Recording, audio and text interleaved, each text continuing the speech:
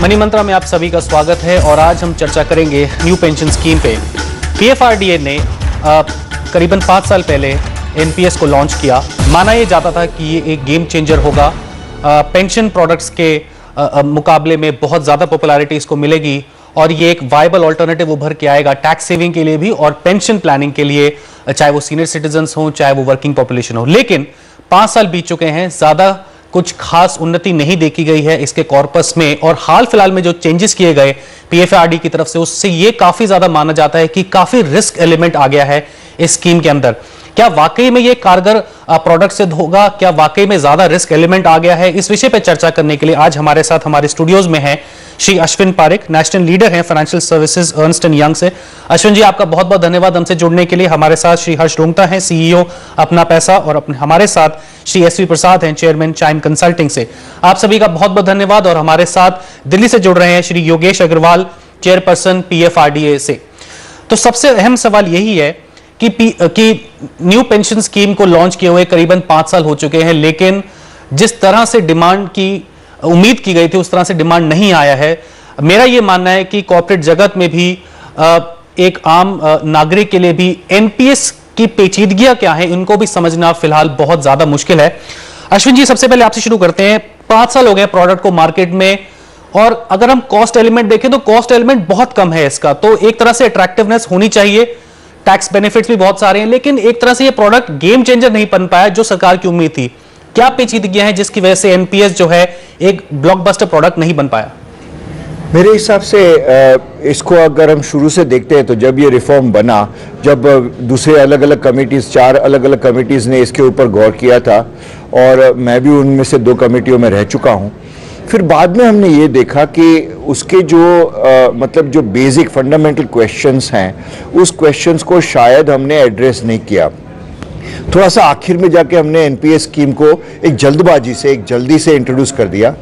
Voluntary retirement या voluntary pension और दूसरा जो है that is associated with the employment contract, जहाँ पे मतलब it becomes compulsory for an employee to participate in the pension product और इन द पेंशन स्कीम। वो दोनों के बीच में वी क्रिएटेड सम स्टैट्यूट और some act which has to serve both these requirements.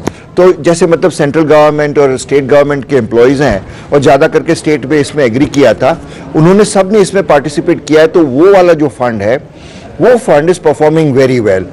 चूँकि वहाँ पे कोई सेलिंग नहीं है, चूँकि selling arises out of the employment contract itself, जिन्होंने 1 जनवरी 2007 के बाद में गवर्नमेंट एम्प्लॉयमेंट में ज्वाइन किया है, उन सबको ये स्कीम के अंदर आना है। तो 6 साल उसको अंदर हो गए और हम लोग इसको ग्रेजुअली उस फंड को तो ग्रो करते देखेंगे, क्योंकि हर साल एम्प्लॉयज़ भी बढ़ते रहेंगे और उनका फंड कंट्रीब्यूशन भी बढ़ता रहेगा। तो वो एक हिस्सा हुआ। उसी साथ ही साथ में वॉलंटरी का जो हिस्सा बना, उसी में सारा दिक्कत आर्किटेक्चर में बन गया। एक क्लैरिटी नहीं रही कि कौन इसको मतलब पॉइंट ऑफ प्रेजेंस पे क्यों उसको बेचेगा, मैनेज कौन करेगा इसको।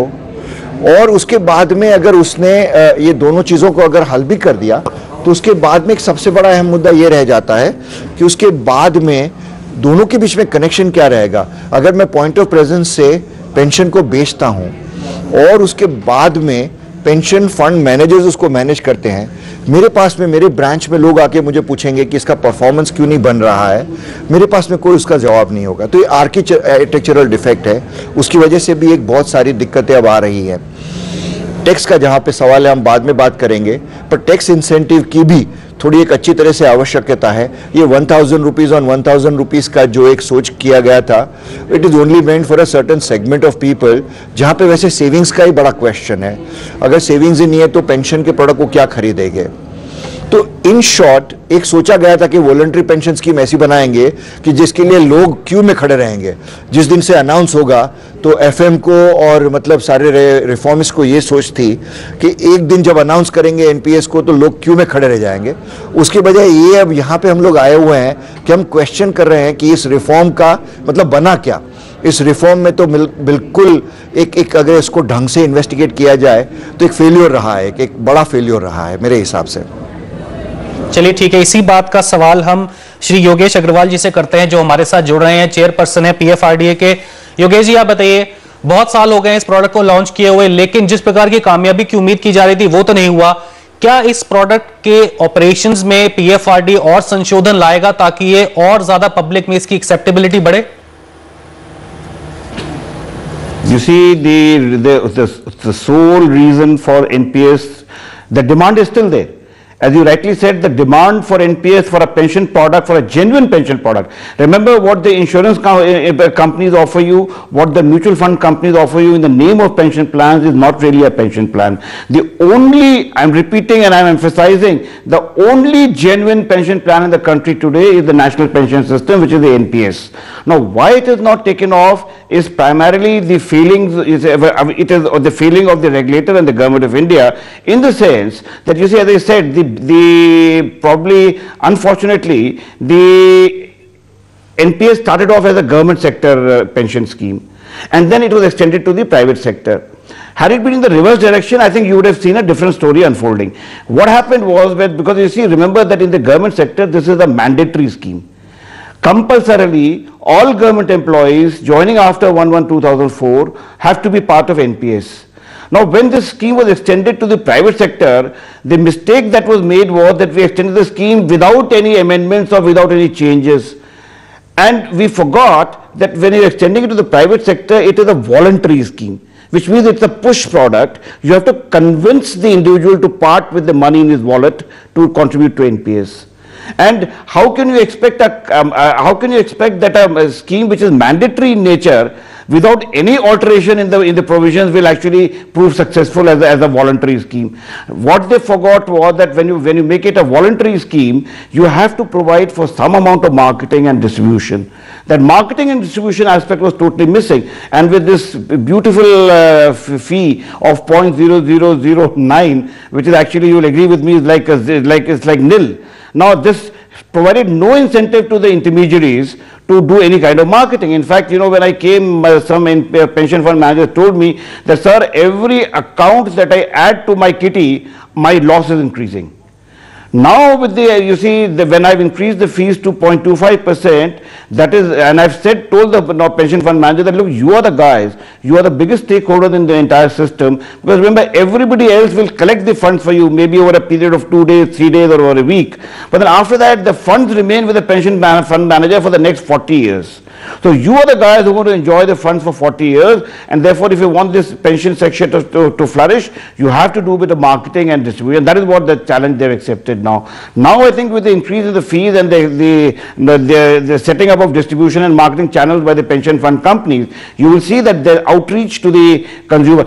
You must have had so many people come, and wherever I go in social gatherings or so, people come up to me and say, we want to open an NPS, but nobody is there to explain it to us that what an NPS is. Now, if you expect the NPS actually to be, that awareness to be created solely by the government regulatory bodies, that cannot happen. Nowhere in the world it happens like that. Obviously, it is the market intermediaries who have to play the role of taking this product, as you said, excellently designed product, low cost, tax benefits exclusive, but nobody would take it to the consumer.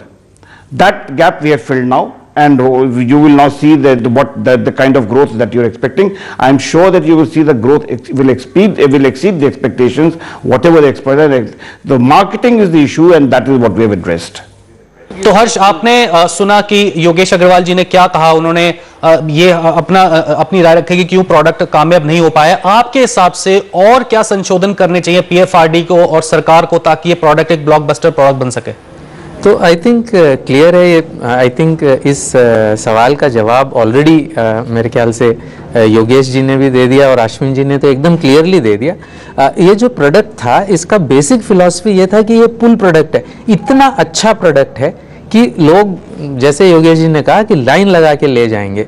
लेकिन very clearly India में investment product सारे push products होते हैं। अब push दो तरीके के हो सकते हैं। एक तो ये है कि उसमें आपको कोई चॉइस नहीं है, यानी जब जो सरकार के एम्प्लॉयज़ हैं उनको कोई चॉइस नहीं है, या फिर the push could have been कि जो टैक्स के इंसेंटिव्स हैं वो एक्सक्लूसिवली इसके लिए अवेलेबल हैं।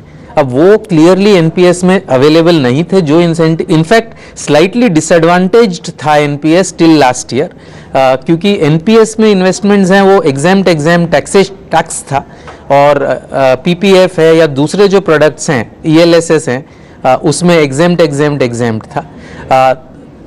लास्ट ईयर से आप देखें, अगर प्राइवेट सेक्टर की अगर हम फिगर्स देखें, करीबन अब 2 लाख अकाउंट है, रफली 1250 करोड़ रुपए इसमें हैं। ये सारा का सारा पिछले साल जब इनकम टैक्स एक्ट में संशोधन हुआ और एम्प्लॉयर्स कंट्रीब्यूशन जो है उसको एज ए डिडक्शन अलाउ किया गया without getting it taxed in the hands of the employee, उसके बाद से ये प्राइवेट सेक्टर में इंक्रीमेंट आया है और शायद आएगा। लेकिन जो बेसिकली ये प्रोडक्ट पुश प्रोडक्ट है उसको मेरे ख्याल से छोटा मोटा चेंज करने से सॉल्व नहीं होगा। ये जो 0.009% को 0.25 कर दिया, इससे ये ब्लॉकबस्टर प्रोडक्ट बन जाएगा, मुझे नहीं लगता।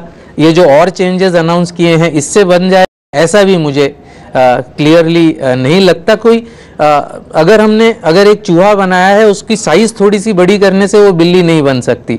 तो इसमें क्लियरली काफ़ी चेंजेस चाहिए या टैक्स में ऐसे चेंजेस चाहिए जिससे इसका पुल फैक्टर बहुत बढ़ जाए।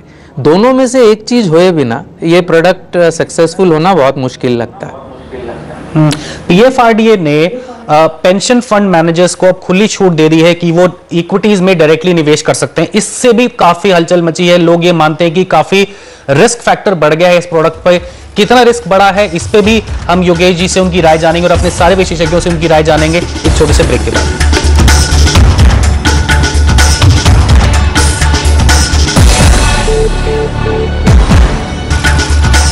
मनी मंत्रा में आप सभी का स्वागत है। ब्रेक पे जाने से पहले हम चर्चा कर रहे थे न्यू पेंशन स्कीम के फॉर्म और स्ट्रक्चर की और उसको सरकार किस प्रकार कामयाब बना सकती है। लेकिन एक अहम सवाल जो अभी हाल फिलहाल में उठ खड़ा हुआ है वो ये है कि पीएफआरडीए ने अब पेंशन फंड मैनेजर्स को खुली छूट दे दी है कि वो इक्विटीज में डायरेक्टली निवेश कर सके। इससे ये माना जाता है कि प्रोडक्ट काफी ज्यादा रिस्की हो गया है। अग्रवाल जी, क्या आप इस मूव को विस्तार से समझाएंगे ताकि जिन निवेशकों को इससे थोड़ी सी उत्तेजना हो रही है उनकी जो कंसर्न्स है वो एड्रेस हो सके?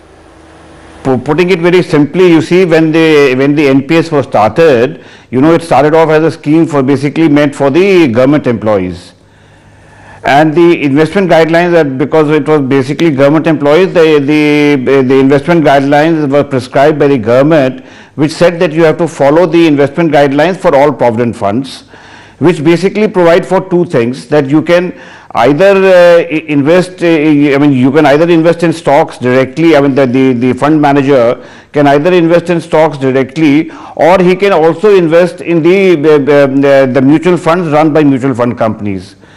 So both the things are permitted, and what was happening was that pension fund managers, some of them were following the the first option, that is they were running their own pension fund investment funds, and some were taking the simpler route of investing in the mutual funds of the mutual fund companies. Now what we have done is basically all that we have done is deleted the portion pertaining to which enable the pension fund managers to invest in the mutual funds of the mutual fund companies, primarily because we found that by doing so what was happening was that you see when you invest in a mutual fund of a mutual fund company, you are basically paying the approved charge, the expense ratio what they call, so which comes to somewhere between 1 to 3.5%. Now what happens is that because if you recall the history of NPS, the initial fees that we were allowing to the pension fund managers was an extremely low figure of 0.0009%. Now that figure didn't even cover the expenses of the pension fund companies. So some pension companies found it easier to invest in the mutual fund, because there what happens that whatever return they get, they pass on to the subscriber, but the expenses are taken care of in the mutual fund company, because the mutual fund company gives the net return to the investor after deducting their expense ratio of 1 to 3%. But we said this is not fair, because this is not fair to the subscriber. So therefore we have deleted that, and we have told the pension fund company that now that we have increased your AUM fees to 0.25%, you have no business now to go to that easier route of investing in the mutual fund of a mutual fund company. If you are a pension fund company, whatever corpus you gather, you please run pension fund company or pension funds of your own. That is a simple, there is no other change. The simple change has been that they are they have to run their own funds, because they are entitled to a higher amount of fee, and therefore they are also they have the capability now to pay the fees required to run a fund. Mister Prasad, जो सरल से change की बात योगेश जी कर रहे हैं उससे ये माना जाता है कि काफी ज्यादा रिस्क एलिमेंट आ जाएगा। आपकी क्या राय है, क्या रिस्कीनेस बढ़ी है एनपीएस की, जो डायरेक्टली इक्विटीज में निवेश करने की खुली छूट दे दी गई है पेंशन फंड मैनेजर्स को? देखिए, रिस्क बढ़ने वाली सवाल जो है वो फंड मैनेजर के रेपुटेशन और उनके ट्रैक रिकॉर्ड पे निर्भर है, क्योंकि जो फंड मैनेजर्स हम लोग जो लोग को अप्रूव किया गया है एज पेंशन फंड मैनेजर, सब के सब इंस्टीट्यूशंस है। तो मुझे मानना है कि मुझे नहीं लगता है कि ये लोग जो हैं ये छूट दिया गया इसलिए ये लोग जो है बहुत ही एग्रेसिव चले जाएंगे, मुझे तो लगता नहीं है। इसलिए मेरा मानना है फ्रीडम देने से अच्छा रहे, अच्छी बात है। और अग्रवाल जी ने जो कहा बहुत सही है कि भाई ये डबल कॉस्टिंग जो हो रहा था, एक कॉस्ट को उन्होंने एलिमिनेट कर दिया है, क्योंकि जो ईटीएफ में जो लोग पहले डालते थे वही ईटीएफ वो लोग क्रिएट कर सकते हैं at the pension fund itself, level itself. पहले क्या करते थे, पैसा कलेक्ट किया उन्होंने, पैसा जितना मिला उनको उसको सीधा अपने फंड में डाल दिया। उसके बजाय वही फंड का इसको रिप्लिकेट कर सकते हैं या डुप्लीकेट कर सकते हैं at the pension fund level. लेकिन I just want to go step back. जो पहले जो आप सवाल पूछ रहे थे मेरे दो कलीग से, I think the first thing what we need to go back is ये जो पीएफआरडीए जो मतलब जो एक्ट जो बिल अभी भी है, तो किस कारण इसको सेटअप किया गया था? पहला कारण यह था कि गवर्नमेंट का जो एम्प्लॉइज है उनको डीबी से डीसी में शिफ्ट करना है। तो वो अचीव हुआ या नहीं? बिल्कुल अचीव हुआ है, क्योंकि 1 जनवरी 2004 से जितने भी सेंट्रल गवर्नमेंट एम्प्लॉइज है they are all under DC now. इसलिए गवर्नमेंट के जो लायबिलिटी है, जो ओपन एंडेड लायबिलिटी है on government employees before who are join the government before 1 January 2004, open ended liabilities अभी बंद हो गया है। तो in that sense that is a major move that the government has done and it is compulsory for central government. But as at 2 March 2013 मैं पीएफआरडी के website से मैं ये फिगर्स दे रहा हूं मैं, 22 स्टेट्स हैव ऑलरेडी ज्वाइन और 3 स्टेट्स ने साइन किया है, they are yet to join but they have already notified NPS, Tamil Nadu, Maharashtra और अरुणाचल। तो मेरा मानना है कि this should also join soon. और Kerala is announce from 1 April 2013 they will also join। इसका मतलब है कि other than West Bengal and Tripura, all government employees के जो डीबी स्कीम था पहले उसको डीसी में कन्वर्ट कर दिया गया। I think this is fantastic given that the bill is still not passed, it is still a bill.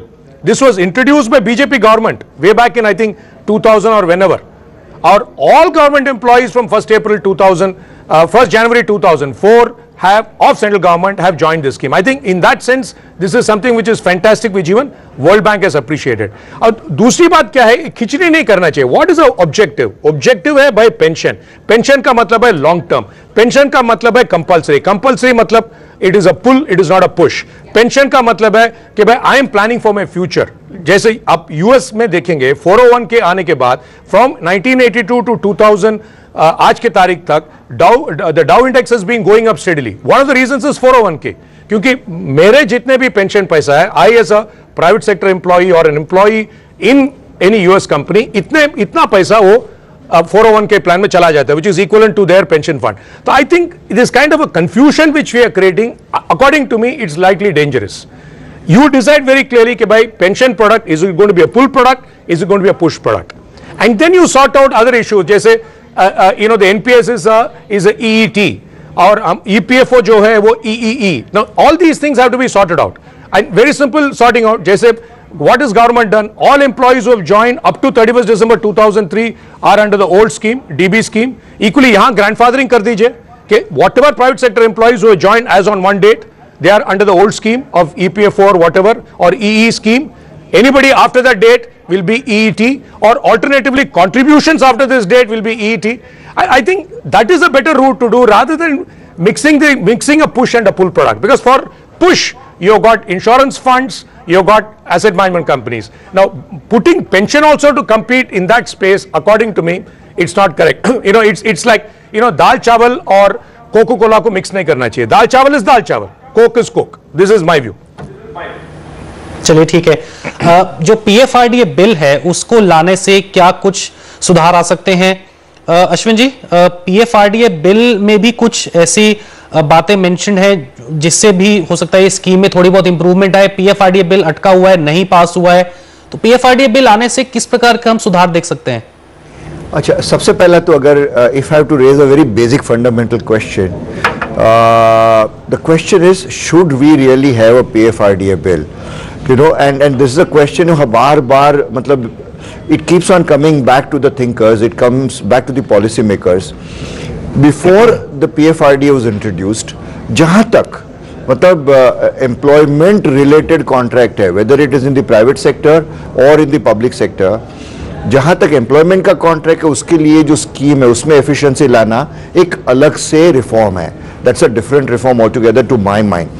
Reform associated with pension meant for individuals in the unorganized sector, जिसके ऊपर हमने सारा मतलब 10 साल इसके ऊपर निकाला हमने प्लानिंग करते हुए, उसको तो हम कहीं नहीं अचीव कर पाए हैं. We've completely disastrously failed. 12 lakh accounts में से अगर आप देखेंगे इंडिविजुअल अनऑर्गेनाइज सेक्टर के अकाउंट आप देखेंगे तो आपने क्या कर दिया, आपने ईपीएफओ के साथ में उसको compete करने के लिए एक अलग एक पैरेलल बॉडी खड़ा कर दिया. पहले इंश्योरेंस सेक्टर से पेंशन प्रोडक्ट्स आप बेचते थे, उसको आपने कहीं जाके रोक दिया. उसमें भी मैं आपको बताऊं कई सारी दिक्कतें हैं.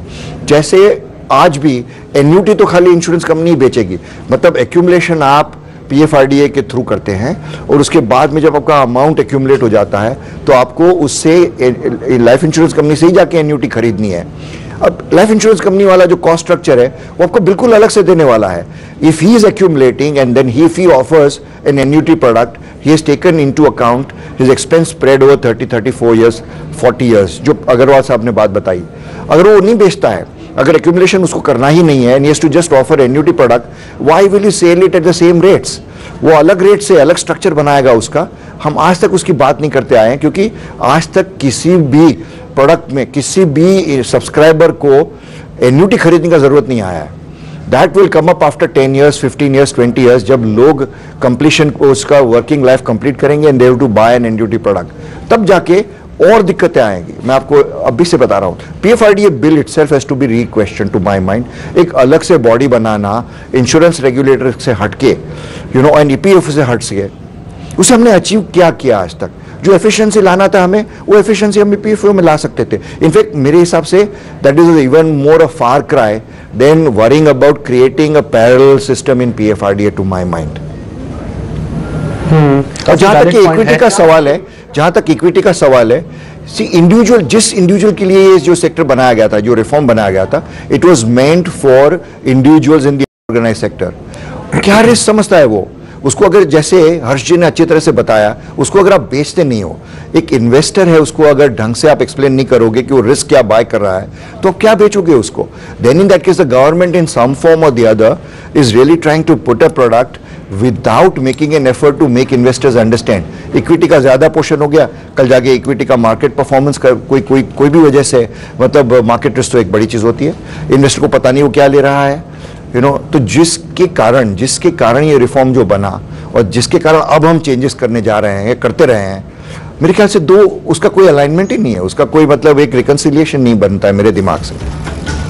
चलिए ठीक है, मैं रिस्क एलिमेंट का जो सवाल है ये मैं अग्रवाल जी से भी लूंगा एक छोटे से ब्रेक के बाद.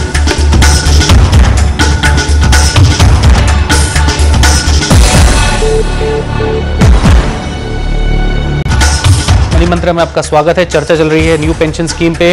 अग्रवाल जी, अश्विन जी ने ब्रेक में जाने से पहले सवाल किया कि जो रिस्क एलिमेंट है उस पर भी उन्होंने सवाल उठाया और ये कहा कि ये अनऑर्गेनाइज सेक्टर के लिए बनाया गया था और जो इंटेंशन थी और जो चेंजेस किए गए उनमें कोई एक कोहेरेंस नहीं है. मैं रिस्कीनेस के पर्सपेक्टिव पे वापस आना चाहूंगा. मैं आपसे पूछना चाहूंगा कि क्या रिस्कीनेस का एलिमेंट नहीं बढ़ गए? और सबसे बड़ा सवाल ये कि क्या मिस सेलिंग हो सकती है, क्योंकि यदि इसके कोर कस्टमर को ये प्रोडक्ट समझ में नहीं आया तो जिम्मेदारी लेने वाला कोई नहीं है. See, the risk element is decided by the subscriber. He has a choice of if the subscriber has taken a decision to invest in equity, he is per se saying that I want to take a certain amount of risk. Because as you are aware, in the NPS, there is a choice of allocation of his funds among the three asset classes of equity, corporate debt and government debt. So those who are totally risk averse, they did not go in for equity at all. They can choose 100% of their corpus to be invested either in corporate debt or even 100% to be invested in government debt. Now, when a subscriber says that no, I want to invest certain portion into equity, he is per se telling you that he is capable of taking a bit of a risk, and but he wants better returns. So obviously, now you will have a class of pension fund managers. Some of them will say that look, we are giving lower returns, but we are doing a passive management. Some will say that we are giving you better returns, but we are doing active management, so the risk is a little higher. It is for the subscriber to decide what kind of risk profile he wants for his investment, and if he says that okay, I will take some amount of risk, but not this thing, he will say that I will go for pension fund manager who offers me a lower return, and a pension fund manager, but he charges me lower, and he goes for a passive management. But in case an investor has invested in equity wanting a better return, he will go for those pension fund managers who are offering a better return. So the choice is completely with the subscriber. And please also remember that in case he makes a wrong choice, he has the option actually to change his pension fund manager also once a year. Once a year he can change his pension fund manager, once a year he can also change his asset allocation among the 3 asset classes. So the complete freedom of choice, so the subscriber will decide, and there are definitely going to be some subscribers who want a better return and who are willing to take a higher risk for that amount. Those who don't have the other option. जितने भी हमने flexibilities की बात की, जितने भी अग्रवाल साहब ने फ्लेक्सिबिलिटीज की बात की, हर्ष, इनके बावजूद आपको लगता है कि बहुत ज्यादा कंपटीशन है? यदि हम इंश्योरेंस की बात करें तो इंश्योरेंस सेक्टर की तरफ से बहुत सारे पेंशन प्रोडक्ट्स अवेलेबल हैं, हालांकि कॉस्ट स्ट्रक्चर पे हम डिबेट कर सकते हैं, यहां तक कि सेबी भी ये कह रहा है कि जो म्यूचुअल फंड्स है उनको भी टैक्स एग्जेम्पशन दिया जाना चाहिए। तो म्यूचुअल फंड, इंश्योरेंस और दूसरे एवेन्यू से कितना कॉम्पिटिशन मिल रहा है एनपीएस को? खैर आशुतोष, ये जो एनपीएस की स्कीम है फॉर्चुनेटली मिस सेल तो नहीं होगी, सिंपली बिकॉज कोई पैसा नहीं बना रहा है इसमें आशुतोष। नोबडी, 0.25% कोई बहुत बड़ा नहीं है। ऑफ कोर्स 0.0009% से 0.25% बड़ा है और कई 1000 गुना बड़ा है, लेकिन कोई 0.25% इतना बड़ा नहीं है कि उसकी वजह से मिस सेलिंग हो। और जैसे आपने कहा कि इंश्योरेंस से कंपटीशन है, म्यूचुअल फंड से कंपटीशन है, लेकिन कोई मिस सेलिंग होने का चांसेस इसमें बहुत ही कम है। दी ओनली प्रोडक्ट जो पेंशन में मिस सेल होगा और हो रहा है वो ट्रेडिशनल पेंशन प्रोडक्ट्स हैं जो कि इंश्योरेंस कंपनीज ऑफर करती हैं, बिकॉज अब पेंशन वाली स्पेस में सिर्फ एक वही प्रोडक्ट बचा है जिसमें जो डिस्ट्रीब्यूटर्स हैं उनको मार्जिन है। एनपीएस में कोई 0.25% में किसी को इतना मार्जिन नहीं है कि वो इसको मिस सेल के लिए इसमें इंसेंटिव हो। रिस्क की बात अभी योगेश जी ने करी, कि ये बहुत अच्छी बात है कि फ्लेक्सिबिलिटी है, सब्सक्राइबर को फ्लेक्सिबिलिटी है। ये हमने एक बहुत ही बढ़िया सा एक सोफिस्टिकेटेड सिस्टम बना दिया कि अगर रिस्क आपकी चेंज हो रही है, अगर आपका जो फंड मैनेजर है you know what, index is not giving me, अच्छी रिटर्न्स नहीं दे रहा है इंडेक्स, तो मैं एक एक्टिव मैनेजमेंट में चला जाता हूँ, पैसिव मैनेजमेंट में नहीं जाता हूँ। ये सारी चीजें बोलने में बहुत अच्छी लगती हैं भी स्कीम में। मैं एक ही बात जानना चाहूंगा, छोड़िए सबको, गवर्नमेंट सेक्टर में तो आज करीबन दोनों मिला के करीबन 26 लाख सब्सक्राइबर्स हैं। ये बहुत ही इंटरेस्टिंग स्टैटिस्टिक होगा, मैंने बहुत ढूंढने की कोशिश करी, मुझे नहीं मिला कि कितने लोगों ने एक्चुअली ये ऑप्शन एक्सरसाइज किया है, फंड मैनेजर चेंज करने का। असेट एलोकेशन कितने लोग हैं जिन्होंने डिफॉल्ट एसेट एलोकेशन या जो भी उन्होंने पहले शुरू में चुन लिया उसको चेंज किया है। मेरे पास डेटा नहीं है, पीएफआरडीए के पास होगा, लेकिन मैं दावे के साथ कह सकता हूं कि बहुत ही कम लोगों ने इस ऑप्शन को एक्सरसाइज किया होगा। And I think there in lies the issue with a pension plan. ये as an investor, when people जो इन्वेस्ट करते हैं 20 साल 25 साल 40 साल के लिए, वो उस पर ध्यान इतना नहीं देते, और इस चीज को डिजाइन करते समय अगर प्रोडक्ट में ध्यान नहीं रखा जाएगा तो उससे प्रॉब्लम होनी है। इनफैक्ट जो पुराना स्कीम था जिसमें कि सिर्फ इंडेक्स इन्वेस्टिंग कर सकते थे इक्विटी पोर्शन का, उसमें अगर आप रिटर्न्स देखें between the various fund managers, returns में 4-4 गुना 5-5 गुना का फर्क है। अब इंडेक्स जब मैं रिक्रिएट कर रहा हूं या इवन मैं इंडेक्स एक्सचेंज ट्रेडेड फंड में अगर मैं डाल रहा हूं, तो इतना डिफरेंस कैसे हो सकता है, ट्रैकिंग एरर इतना ज्यादा कैसे हो सकता है? Clearly something is very very wrong. इसके बावजूद, इतना डिफरेंस होने के बावजूद, मेरे ख्याल से अगर हम डेटा को देखेंगे, मेरे पास तो नहीं है, इतना डिफरेंस होने के बावजूद क्या जिस फंड मैनेजर ने ज्यादा अच्छा परफॉर्मेंस दिया है, क्या उसके फेवर में लोगों ने चेंज किया है? या जिस फंड मैनेजर ने खराब परफॉर्मेंस दिया है, क्या उसके अगेंस्ट में लोग गए हैं? मेरे ख्याल से ऐसा नहीं हुआ होगा। ये डेटा भी अगर रिलीज करता पीएफआरडीए प्लस कम्युनिकेशन आप देखिए, देर इज नो कम्युनिकेशन जो आज हो रहा है between the fund manager and the subscriber. मैं खुद एनपीएस में मेरा भी अकाउंट है, मैं भी भूल जाता हूं कि मैंने किसको फंड मैनेजर रखा है। मैं साल में एक बार मैं ध्यान करता हूं कि भाई क्या हुआ, मैं करता हूं क्योंकि ये मेरा पेशा है, और मैं अगर लोगों को एडवाइस करता हूं और खुद नहीं करूं तो मुझे थोड़ी सी तकलीफ होती है, इसलिए मैं करता हूं। लेकिन मुझे अगर आज आप पूछें कि मेरा फंड मैनेजर कौन है, तो शायद मुझे भी ध्यान नहीं है। तो जब ये मेरा हाल है तो एक आम आदमी के बारे में आप क्या सोच सकते हैं। तो मेरे ख्याल से ये सोफिस्टिकेटेड स्कीम होना बहुत अच्छी बात है, लेकिन default options in a pension plan that is 25, 30, 40 years, default option is the option. 98-99% लोग डिफॉल्ट ऑप्शन में जाएंगे, और वो ऑप्शन सबसे बेस्ट ऑप्शन होना चाहिए। उसके साथ खिलवाड़ करना मेरे ख्याल से बहुत डेंजरस हो सकता है। चलिए, जो डिस्क्लोजर्स की बात की हर्ष ने, मैं वही सवाल योगेश जी से पूछना चाहूंगा। योगेश जी, डिस्क्लोजर्स पे तो सवाल हैं कि डिस्क्लोजर रिक्वायरमेंट ज्यादा होनी चाहिए, डिस्क्लोजर्स ज्यादा होने चाहिए ताकि इसको म्यूचुअल फंड्स के या दूसरी स्कीम्स के पार के हिसाब से लाया जा सके। डिस्क्लोजर्स पे आपकी क्या राय है कि कितना कर सकता है PFRDA? We have already done that. As I said, कि Rome was not built in a day. We have already done that. We are conscious of this, what you say, and I accept that criticism that till now it was absent. But we have already implemented it, and wait for 2 months, you will see the same disclosures and same valuation norms as you find in the mutual fund industry. मैं एक और सवाल जो पूछना चाहूंगा वो ये कि इसकी टैक्सेशन कैसे होगी।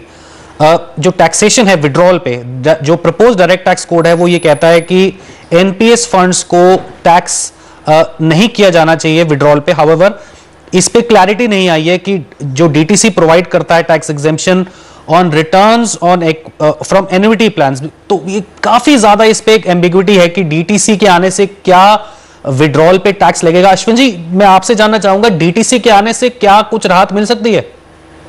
डीटीसी ने इसको एक अच्छी तरह से मतलब ट्रीट किया है। दो चीजें हैं जहां पे मतलब कैपिटल इन्वेस्टमेंट का सवाल है, जैसे capital element in the withdrawal, उसके ऊपर कोई टैक्स हो नहीं सकता। I mean that's something that has been accepted and DTC actually talks about that. दूसरा, जहां तक उस इनकम को भी अगर इंडेक्सिंग बेनिफिट्स मिलता है, जैसे अगर मैंने उस इन्वेस्टमेंट को, डीटीसी ने इसका जिक्र किया है, तो to that extent to my mind दोनों जो प्रिंसिपल्स हैं, that is not to tax your capital contribution, and also दूसरा कि जहां पे आपको income over a certain period आपको अगर मिली है तो उस इनकम को आप इंडेक्सिंग के बेनिफिट में ला सकते हैं।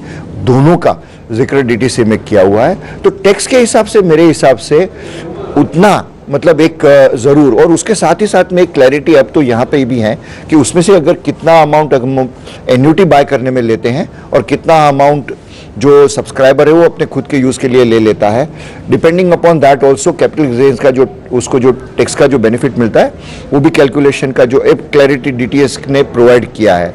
तो मेरे ख्याल से टैक्स का जहाँ तक वो एंगल है, वो एंगल ठीक है, लेकिन जो बात हमने और रुंगटा जी ने खास करके हर्ष जी ने जो बात चलाई थी वो थी ईईई, और अगर उसको हम लोग गौर से नहीं इंट्रोड्यूस करते, एक पीपीएफ जैसा इंस्ट्रूमेंट अगर आपके साथ में कॉम्पीट करता है और अच्छी तरह से कॉम्पीट करता है, कि वहाँ तो 8.5% का आपका रिटर्न देना ही देना है आपको हर साल में, उसको एक वहाँ पे आप बिल्कुल मतलब उस टेस्ट में से फ्री रखते हो, तो इसके लिए क्यों नहीं एक और अच्छा सा तरीका ढूंढा जाए, ये मेरा एक सवाल होगा। मतलब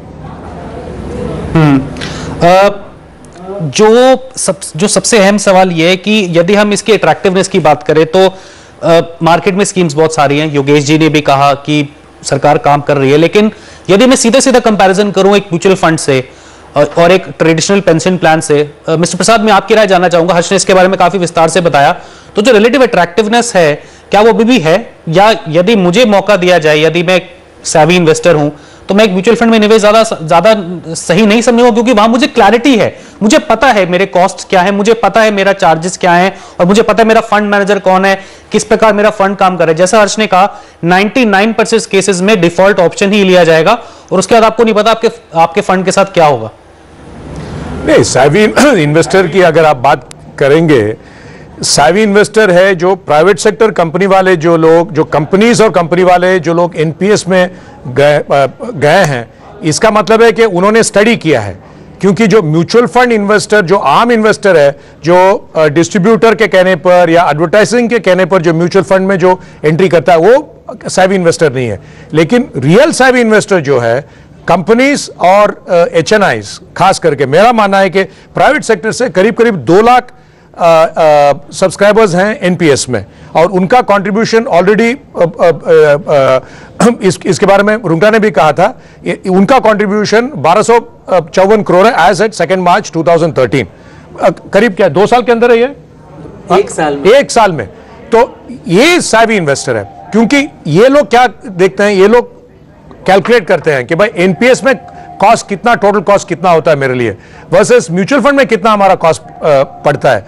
इसको कंपैरिजन करके लोगों ने कॉन्शियसली ये ऑप्शन लिया है कि भाई एनपीएस में जाना अच्छी बात है, क्योंकि एनपीएस में क्या है, चर्निंग भी नहीं है। क्योंकि म्यूचुअल फंड में by the nature of the product churning होता है। चर्निंग क्यों होता है? क्योंकि उसमें डेली परचेज और सेल होता है कि इन्वेस्टर डेली आ भी सकता है, जा भी सकता है। उसी में पेंशन पैसा भी अगर उसमें चला जाता है फिर प्रॉब्लम हो जाता है।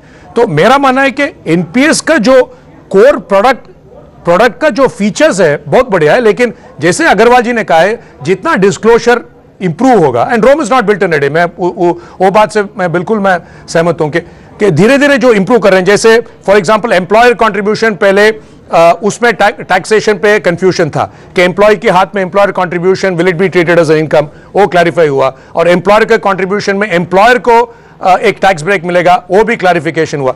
धीरे धीरे ये सारा क्लैरिफिकेशन होने के बाद मेरा मानना है NPS is a good product. इसमें सवाल यही है कि भाई एनपीएस के अंदर there are 3 types of customer. एक कस्टमर है गवर्नमेंट एम्प्लॉइज, जिनके लिए ये कंपलसरी है। दूसरा कस्टमर है corporate employees who will treat NPS in lieu of EPFO, उसमें कंफ्यूजन है। और तीसरा category of customer is the unorganized. Unorganized is a difficult one.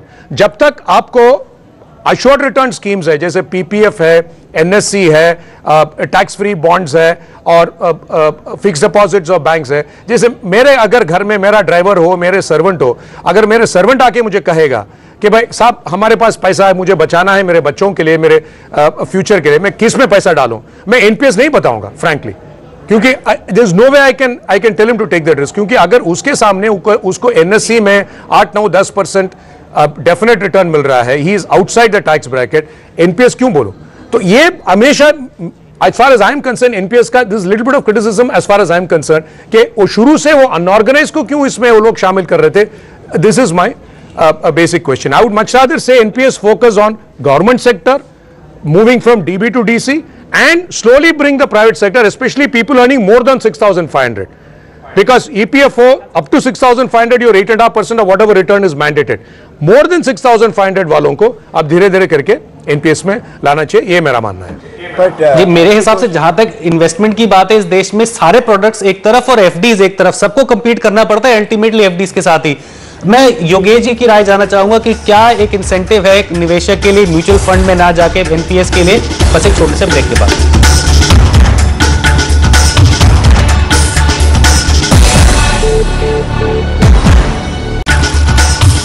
Money मंत्रा में आपका स्वागत है, और ब्रेक पे जाने से पहले हम चर्चा कर रहे थे न्यू पेंशन स्कीम में जिस प्रकार के प्रावधान किए गए उनसे क्या फर्क पड़ेगा अट्रैक्टिवनेस पे। एक और सवाल जो मैं योगेश जी के सामने रखना चाहूंगा। योगेश जी, हमारे सारे विशेषज्ञों ने अपनी राय रखी किस प्रकार ये प्रोडक्ट अट्रैक्टिव है और नहीं अट्रैक्टिव दूसरी स्कीम्स के मुकाबले में, चाहे वो म्यूचुअल फंड हो चाहे वो पेंशन प्लान हो।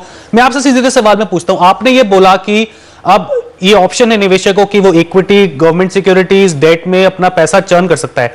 इसकी बजाय यदि एक निवेशक सीधा उठा के अपना पैसा एक डायनेमिक म्यूचुअल फंड में डाल दे या बैलेंस म्यूचुअल फंड में डाल दे, रिटर्न तो उसको उतना ही मिलेगा, और यदि उस पर टैक्स इंसेंटिव मिल जाए तो सोने पे सुहागा। तो वहां पर क्या रिलेटिव अट्रैक्टिवनेस है इसकी? No, first of all, I don't agree with your proposition that people come to NPS only because they have a tax benefit. The other and more important aspect of NPS is the low cost. You see, in NPS, the maximum that even with the increased amount of AUM fees which we have allowed, the maximum a pension fund manager can charge is 0.25%. Which means that if the return is 10%, the net return to the investor is 10% minus 0.25%, 9.75%. Compare this, supposing a person wants to invest in the equity fund of a mutual fund company, what does he do? Dharam say in the mutual fund company, he is allowed to charge an expense ratio of 1 to 3%. So effectively means that for a gross return of 10%, he pays you a expense fee of 3%. So the net return to the subscriber is only 7% or 8%. So you see, the low cost of the NPS is his main attraction. Tax benefit is also an attraction, but the main attraction of it is still the cheapest product in India. Let me tell you that even after increasing, as I've often said, that even though I'm increasing the AUM fees in NPS, you see, low cost does not mean no cost. It was previously no cost because at 0.0009 it was a no cost, and people were not willing to continue with this kind of because it didn't give them an economically viable model for the pension fund. But now that they have, even now after the increase in fees from 0.009 to 0.25, it is still the cheapest financial product in India and perhaps in the world. We have done our calculation that we are willing to share it with anyone or any research analyst who wants to share it with us, that even with the AUM fees of 0.25% and with all administrative costs of opening or closing or maintaining an NPS account, the overall NPS cost to the subscriber is not exceeding 0.5% per year.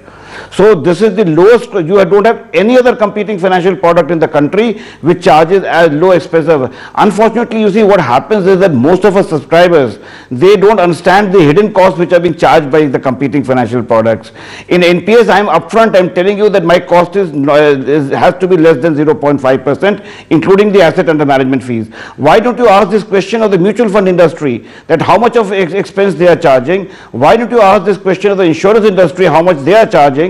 I can give you the figure. I have the figures with me, but my doing so probably may not be a gentlemanly thing to do. But this is the cheapest financial product, and therefore, if you want better return, that is why if you see last year I gave returns on equity of 14%. Outperform the market. Why am I outperforming the market? Because my intermediary, the overall cost is much lower than the competing financial product. That is the benefit. And plus, of course, there is the tax benefit which is exclusive to NPS, because for corporates and for employees of corporates, and whatever the employer is contributing, that comes as tax free in the hands of the employee, which is a privilege available only to NPS and no other product. So these are the reasons why a person should invest in NPS, besides of course the grand design that he has to save for his future, and it is a kind of a compulsory saving for his old age.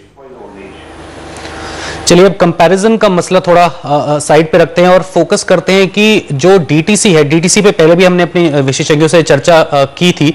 Ashwin, मैं आपसे पूछना चाहता हूं, जो direct tax code है उसने propose किया है एग्जेम्प्ट, इस पे हर्ष ने भी अपनी राय रखी थी। मैं आपसे जानना चाहूंगा, एग्जेम्प्ट का प्रपोजल रखा गया है, लेकिन यदि आप कुछ समय पहले की बात करें, फाइनेंस मिनिस्टर ने बोला था कि कुछ संशोधन किए जा सकते हैं। अब माना यह जा रहा है कि हो सकता है कि पॉसिबिलिटी हो कि एग्जेम्प्ट टैक्स ट्रीटमेंट पे वापस जाएं। उससे क्या अट्रैक्टिवनेस पे फर्क पड़ेगा इसकी? देखिए, पहले तो ये मैं आपको एक मतलब डीटीसी के जो या तो जो पॉलिसी के जो बनाने वाले हैं उनसे एक छोटा सा रिक्वेस्ट करूंगा। हम लोग जो पहला ई जो है हमेशा मिसअंडरस्टैंड करते आए हुए हैं। इतने साल हो गए हम लोग पहले ई को, हम लोग जिसको एग्जम्प्ट टैक्स बोलते हैं, बाकी के कंट्रीज में एग्जम्प्ट टैक्स का मतलब ये होता है कि जब आपके पास में कोई ग्रॉस इनकम है, जैसे मेरी साल की ग्रॉस इनकम, मेरी सैलरी जो बनती है, अगर मैं उसमें से कंट्रीब्यूशन करता हूं मेरे पेंशन के लिए, तो सारा का सारा 401 प्लान का जो प्रसाद साहब ने जिक्र किया था, सारा प्लान उसी का है कि जैसे एग्जाम्पशन में मेरी ग्रॉस इनकम से कोई बिना टैक्स लगाए, मतलब जब मैं लायबिलिटी डिटरमिन करता हूं तो उसमें कोई टैक्स लगाए बिना जो कंट्रीब्यूशन करता हूं वो मेरे ग्रॉस सैलरी में, ग्रॉस इनकम में से निकल जाता है और उसके बाद में मुझे टैक्स लगता है। एग्जाम्पशन का हम लोग मतलब ये समझते हैं कि कई इंस्ट्रूमेंट पे हम लोग थोड़ा सा एक एग्जाम्पशन इंसेंटिव देने के तौर पे देते हैं, न तो हम इनिशियल स्टेज पे टैक्स का कोई रिडक्शन देते हैं या न तो कोई ढांचा बदलते हैं। तो ये सबसे पहला एग्जाम्पशन का एक मुद्दा आया। दूसरा जो एग्जाम्पशन है उसको भी हम लोग कई बार बहुत गलती से समझते हैं।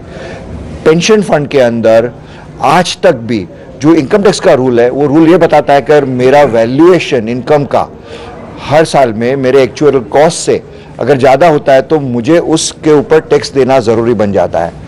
हालांकि आज तक गवर्नमेंट ने टैक्स उसके ऊपर नहीं लगाया, टैक्स डिपार्टमेंट ने भी नहीं लगाया, लेकिन इसकी क्लैरिटी डीटीसी में बहुत आवश्यकता है।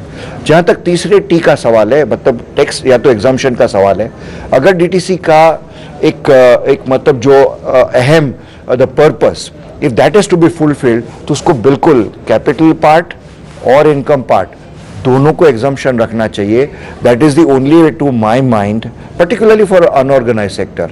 मैं ये नहीं कहूंगा कि हाई नेटवर्थ इंडिविजुअल के लिए एनपीएस होना चाहिए या तो कॉर्पोरेट सेक्टर के लिए होना चाहिए. अनऑर्गेनाइज सेक्टर के इंडिविजुअल पेंशनर्स जो वर्किंग लाइफ खत्म करके फैमिली सिस्टम से जिनको सपोर्ट नहीं मिलता, उनके अगर हम लोग स्कीम बनाते चाहिए और ऐसा सोचते हैं कि उन लोग नरेगा में न जाए और अपने खुद से स्वाभिमान से अपने खुद के पैसे से अगर पेंशन में जाए, तो मेरे ख्याल से जो लास्ट ई है उसको कंप्लीट ई रखना चाहिए. मतलब उसको कोई भी किस तरह का भी टैक्स उसको नहीं लगाना चाहिए. मेरे ख्याल से हर्जी भी उसके ऊपर ज्यादा प्रकाश डाल पाएंगे, पर मेरा ये मानना है. एक आखिरी सवाल मैं आप सबसे रखना चाहूंगा, और किस प्रकार के संशोधनों की आप मांग करते हैं? समय हमारे पास सिर्फ 2 मिनट है. 2 मिनट में मुझे आप सबकी राय जाननी है. हर्ष, सबसे पहले आपसे, और किन प्रकार के संशोधनों से यह प्रोडक्ट इंप्रूव हो सकता है? मेरे ख्याल से सबसे बड़ा संशोधन जो इसमें होना चाहिए वो कि टैक्स ट्रीटमेंट की एकदम क्लैरिटी होनी चाहिए, क्लियरली. और टैक्स ट्रीटमेंट की न सिर्फ इस प्रोडक्ट की क्लैरिटी होनी चाहिए, इसके जो कंपीटिंग प्रोडक्ट्स हैं, अगर उससे ये जरा सा भी 19 पड़ेगा तो ये प्रोडक्ट बिकने में बहुत मुश्किल होगी. I think that is the first thing कि इसका टैक्स ट्रीटमेंट एब्सोल्युटली क्लियर होना चाहिए. सेकंड, इसका जो लॉकिंग इन प्रोविजन है, अगेन जितने भी इसके कंपीटिंग प्रोडक्ट्स हैं उसमें लॉक इन नहीं है. अब ये बात सही है कि पेंशन प्रोडक्ट है इसलिए इसमें लॉक इन होना चाहिए, लेकिन अगर लॉक इन है तो फिर इसके लिए कुछ फायदा होना चाहिए. लॉक इन होना चाहिए पेंशन प्रोडक्ट में, सही बात है. आज पीपीएफ में एम्प्लॉय प्रोविडेंट फंड में से बहुत पैसे विड्रॉ हो जाते हैं रिटायरमेंट के पहले ही, तो लॉक इन होना अच्छी बात है क्योंकि आपको पैसा संजो के रखना है, लेकिन फिर उसके एवज में इसको कुछ एडिशनल बेनिफिट देना चाहिए. तो आई एम सेइंग कि इस प्रोडक्ट में आपने एक डिसएडवांटेज रख रखा है लॉक इन का, जो इसके कंपीटिंग प्रोडक्ट्स के साथ नहीं है. तो पहली बात तो टैक्स में सेम होना चाहिए, इनफैक्ट टैक्स में कुछ एडवांटेज होना चाहिए. मैं तो कहूंगा कि कुछ वेटेड डिडक्शन होना चाहिए, सिंपली बिकॉज मेरे को ये लॉक्ड इन जो है कि मैं इस स्कीम में लॉक्ड इन हूं, बीच में निकलूंगा तो भी मुझे एन्यूटी खरीदनी होगी, और एन्यूटी भी सिर्फ लाइफ इंश्योरेंस कंपनीज से खरीदनी होगी. तो मेरे ख्याल से टैक्स साइड में इसके जो मेजर चेंजेस हैं वो टैक्स साइड में करने होंगे. अगर हम अनऑर्गेनाइज्ड सेक्टर की बात, कॉर्पोरेट सेक्टर की बात कर रहे हैं, तो अनऑर्गेनाइज्ड सेक्टर जो टैक्सेबल नहीं है, मेरे ख्याल से स्कीम को कंप्लीटली ड्राइंग बोर्ड से वापस करना होगा. जिस तरीके से ये स्कीम डिजाइन की गई है, except as a group scheme, इसका वर्क होना बहुत ही मुश्किल है. चलिए ठीक है, समय हमारे पास बिल्कुल खत्म हो गया है. आप सभी का बहुत बहुत धन्यवाद. मेरे हिसाब से इससे ज्यादा कॉम्प्रिहेंसिव डिबेट नहीं हो सकता न्यू पेंशन स्कीम पे. अश्विन जी, बहुत बहुत धन्यवाद आपका हमसे जुड़ने के लिए. मिस्टर प्रसाद, आपका बहुत बहुत शुक्रिया हमसे जुड़ने के लिए. और हर्ष, बहुत बहुत धन्यवाद आपका. और मिस्टर अग्रवाल, आपका भी बहुत बहुत धन्यवाद हमसे जुड़ने के लिए और अपनी राय रखने के लिए. तो जैसा कि आप सबने देखा, न्यू पेंशन स्कीम को कामयाब बनाने के लिए बहुत सारे संशोधनों की जरूरत है, और हमारे विशेषज्ञ मानते कि यदि ऐसा हुआ तो भी एक कामयाब प्रोडक्ट बन के सामने आएगा. फिलहाल मनी मंत्रा पे इतना ही. देखते रहिए एनडीटीवी प्रॉफिट.